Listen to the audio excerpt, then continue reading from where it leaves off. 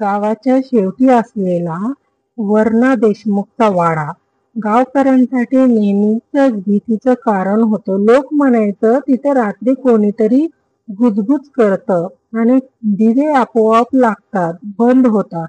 एका दिवशी पावसाळी संध्याकाळी मकरंद नावाचा तरुण गावात आला होता.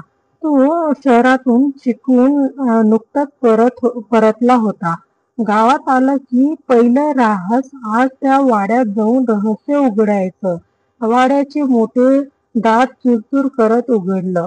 अंधार, धूळ, कोळ्यांची जाळ्या आणि मध्येच एक फडफडणारा दिवा आपोआप फुटला. मकरंद थोडा दचकलाच, पण पुढे गेला. अचानक त्याच्या समोर पांढऱ्या कपड्यातला म्हातारा दिसला. "बाळा, मला मदत करशील का?" आवाज थरथरत होता. मकरंद थोडा मागे सरकला. "तुम्ही कोण?"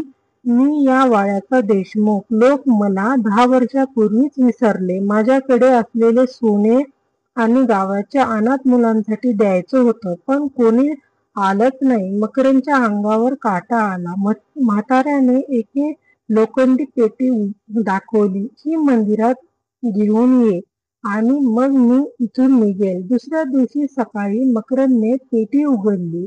त्यात सोन्याची नाणी, एक चिठ्ठी होती. खरं दान हेच अमरत्व. त्याने ते मंदिरात दान केले. संध्याकाळी तो पुन्हा वाड्यात गेला. वाडा रिकामा, फक्त एक फोटो देशमुखांचा. खाली लिहिलेलं होतं की मृत्यू 10 वर्षापूर्वी. बोध, संपत्ती मागे राहत नाही, दान आणि चांगुलपणा सावट मात्र सदैव अमर असतात. आशा करती हूँ कि आपको कहानी पसंद आई होगी। चैनल को लाइक एंड सब्सक्राइब जरूर करना। देखने के लिए धन्यवाद।